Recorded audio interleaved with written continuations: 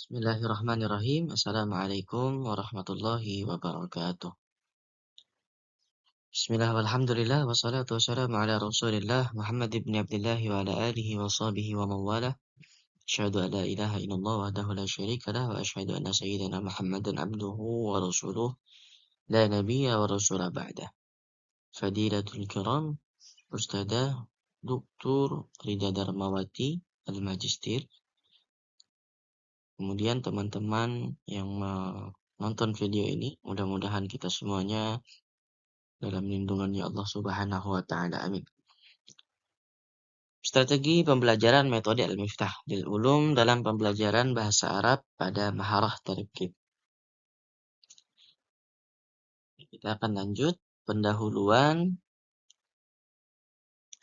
Pondok Pesantren Al-Muhajirin Antang yang terletak di Jalan Cilikriwut, Gang Damai, nomor RT 30, Selat Hulu, Kecamatan Salat, Kabupaten Kapuas.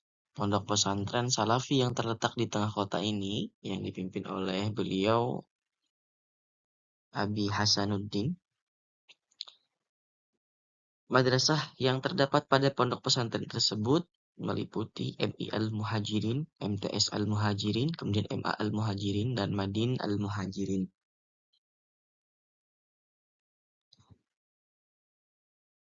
Satu yang menarik dari pondok pesantren Al-Muhajirin ini ya, di dalam pembelajaran bahasa Arabnya, terutama di dalam pembelajaran kitab kuningnya atau kelas Madin. Ya.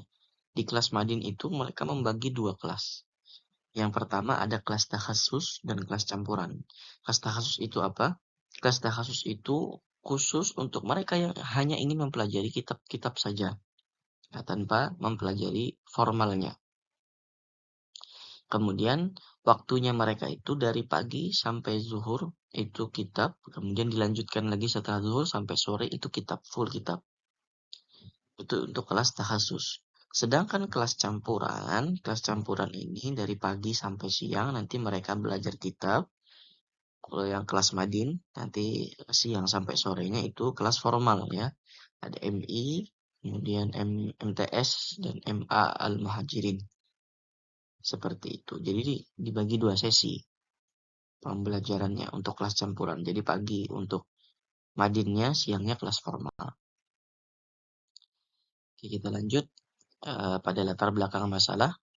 Kemudian peneliti menemukan beberapa permasalahan yang terdapat di dalam pembelajaran Maharah Tarkib dalam pembacaan kitab. Kemudian ada beberapa kaidah nahwu yang keliru di dalam pembacaan teks kitab. Padahal mereka sendiri itu kebanyakan daripada yang di kelas takhasus khususnya mereka itu banyak yang menghafal kaidah. Akan tetapi ketika ditanya tentang tarkibnya masih terdapat kekeliruan sedikit ya. Terdapat kekeliruan.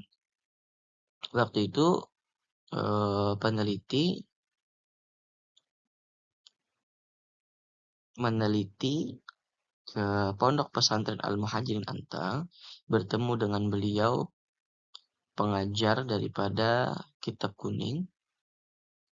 Waktu itu beliau mengajar kitab Fawaidul Mukhtarah li Sadiki Tariqil Akhirah. Nah, kemudian saya meminta kepada beliau beberapa orang daripada santri beliau untuk saya jadikan objek penelitian.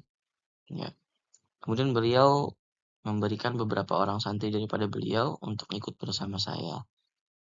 Nah, kemudian di situ peneliti menemukan permasalahan dalam maharah tarkibnya. Kekeliruan dalam pembacaan maharah tarkibnya, sedangkan sebagian dari mereka itu menghafal kaidah nahunya. Bahkan nahu dan sorob itu mereka hafal.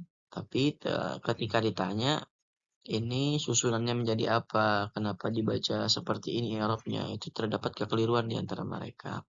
Maka daripada itu, peneliti menawarkan metode Al-Miftah lil Ulum Sidogiri sebagai media pembelajaran kitab kuning, khususnya pada maharah tarkib.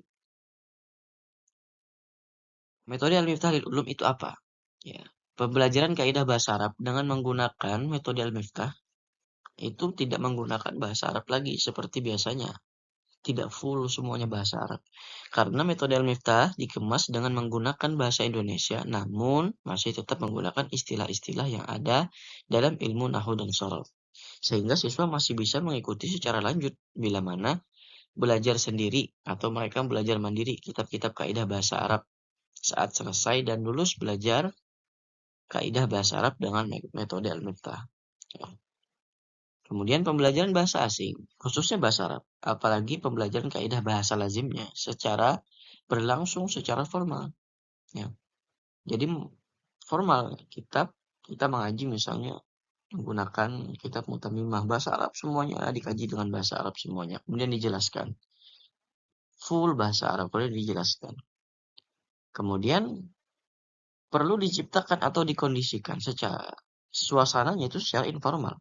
Sehingga proses pemerolehan informasi dan kemahiran berbahasa secara lebih alami dapat terjadi pada diri siswa. Dan suasana informal yang dibuat metode Al-Miftah ini adalah mengajak siswa membaca nazam dan bernyanyi.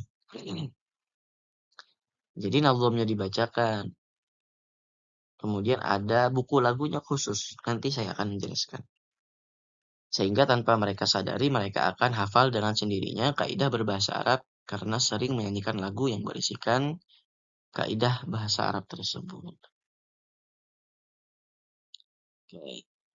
Pengarang kitab Al-Miftah, pengarang sekaligus penggagas metode Al-Miftah adalah beliau Ahmad Kushairi Ismail. Beliau lahir di Sampang, Madura pada tanggal 12 April 1980.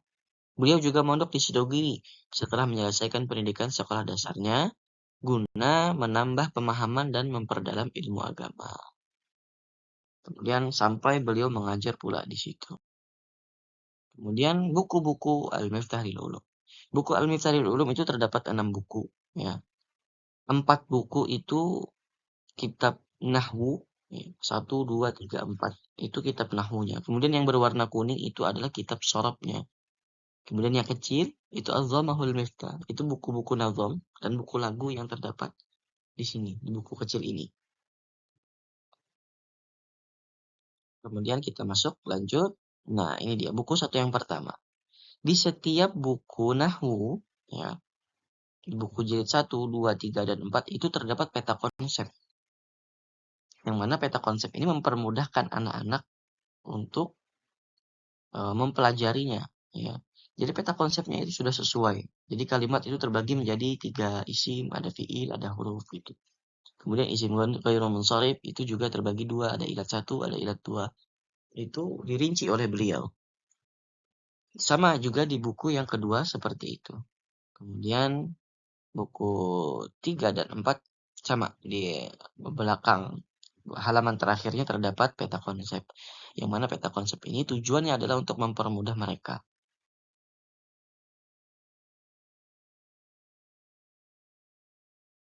Kemudian selanjutnya itu ada buku tasrif dan buku nazam. Buku tasrif dan buku nazam ini terdiri dari 2 buku, yaitu buku masing-masing ya. Ini ada buku tasrifnya itu yang berwarna kuning. Kemudian ada buku Nazam Al-Miftah. Oke, kita masuk ke buku tasrifnya dulu. Kalau kita biasanya menghafal tasrif itu nadanya dengan nada yang seperti pada umumnya, ya. Maka di sini beliau menciptakan buku ini menggunakan lagu. Yang mana dengan lagu itu anak-anak malah mudah menghafalnya. Contohnya misalnya untuk yang tasrif ya, yang ada di sini adalah tasrif istilahi yang mazid. Ya, itu ada 9 wazannya, mulai dari mazid 1 sampai mazid 3. Kalau kita tahu biasanya pada umumnya ya, fa'ala yufa'ilu taf'ilan taf'ilatan taf'alan tif'alan tif'alan dan lain sebagainya. Nah, kalau beliau itu menggunakan lagu. Jadi seperti ini kurang lebihnya.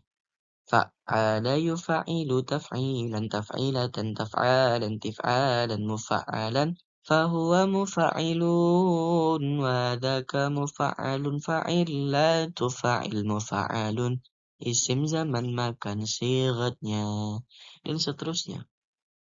Jadi nanti ketika misalnya ustadznya pengen mengubah ke kosakata yang lain, tinggal beliau sebutkan. Asal mereka itu sudah menghafal lagu dan wazan yang ada di sini. Jadi itu mempermudah mereka untuk menghafal sorob. Tuh, misalnya karrama kata beliau. Karrama yukarrimu takriman takrimatan takraman tikraman mukarraman fahuwa mukarrimun wa dhaka mukarramun karim la tukarrim mukarramun. Isim zaman makan sigatnya.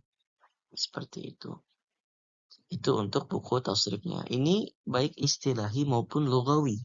Semuanya ada buku apa namanya ada dibuatkan oleh lagu oleh beliau untuk mempermudah. Kemudian yang selanjutnya itu ada buku Nazam Al-Miftah, di mana di sini itu terdapat lagu-lagu. Ya, Nazam bait-bait Al-Miftah dan juga buku lagunya. Jadi dirangkum. Misalnya di buku satu tadi menjelaskan tentang kalimat. Kalimat terbagi menjadi berapa, tentang kalam. Kalam itu apa? Kalimat terbagi menjadi berapa? Itu diringkas kemudian dibuatkan lagu seperti yang di sini. Nah, jadi contohnya lagunya si Tegar yang ku yang dulu dan seterusnya. Juga dibuat dari itu. Mengikuti daripada lagu itu. Contohnya rukunnya kalam semua ada 4 berupa lafaz dan berbahasa Arab. Tersusun harus bisa memahamkan. Itulah rukun-rukunnya kalam. Nah, kurang lebihnya seperti itu dan seterusnya sampai habis.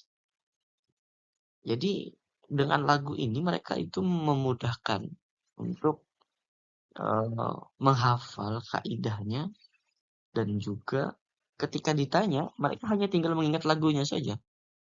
Mereka sudah ingat. Dan itu menurut saya memudahkan sekali bagi uh, santri-santri atau seorang pelajar. Kemudian pelaksanaan metode al-miftah lil ulum.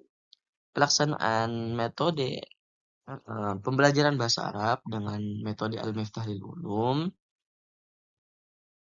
itu terbagi menjadi 3 bagian.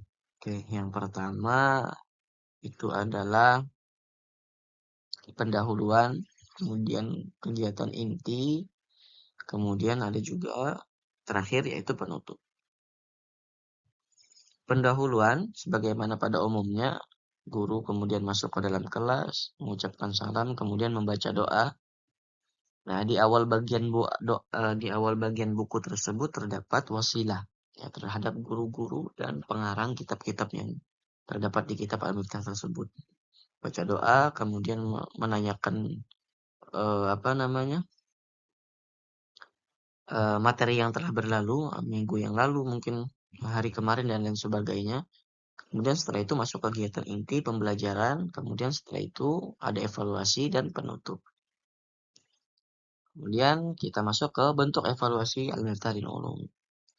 Bentuk evaluasi ini saya contohkan ini di dalam kitab Tausyikh ya. Kitab Fathul Qarib ya, karangannya Imam Abu Abdullah Muhammad bin Qasim Asy-Syafi'i. Ini contoh daripada bentuk evaluasinya. Bentuk evaluasi Al-Miftah itu ada 2. Yang pertama itu secara lisan dan secara tulisan. Ini yang secara lisan. Saya contohkan misalnya si santri membaca qala asy-syaikhu al-imamu al-alimu al-allamatu. Kemudian di stop sama beliau. Sudah. Asy-syaikhu di situ asy-syaikhu kalimat apa? Kemudian dijawab kalimat isim. Apa tanda kalimat isimnya? Kemudian diawali oleh al. Kemudian isim nakirah atau ma'rifat. Isim ma'rifat. Tanda ma'rifatnya dengan apa? Dengan al. Kemudian i'rabnya menjadi apa? Menjadi fa'il daripada fi'il qala. Kemudian sampai seterusnya sampai selesai. Nah, itu yang lisan. Seperti itu. Kalau bentuk yang ini bentuk tulisannya. Jadi misalnya soalnya itu nanti talibani ya. Maka kita mengubah ke bentuk mufrad ya. Mufradnya misalnya talibun dalam bentuk rafa, dalam bentuk nasab taliban, dalam bentuk jar yaitu talibin. Atau lafaz anasiru. Apakah bentuk mufrad daripada anasir yaitu unsur? Unsurun dalam bentuk rafa, unsuran dalam bentuk nasab, dan unsurin dalam bentuk jar. Nah, itulah bentuk evaluasi daripada Al-Miftah lil Ulum. Oke, kita lanjut. Oke, sudah. Nah, mungkin ini yang dapat saya sampaikan. Ada kurang lebihnya, mohon maaf. Jika terdapat kesalahan kata atau kekurangan yang disampaikan pun, saya meminta maaf yang sebanyak-banyaknya. Terima kasih lagi saya ucapkan kepada teman-teman yang telah menyaksikan, dan khususnya untuk Ibu. Wa akhiran, wassalamualaikum warahmatullahi wabarakatuh.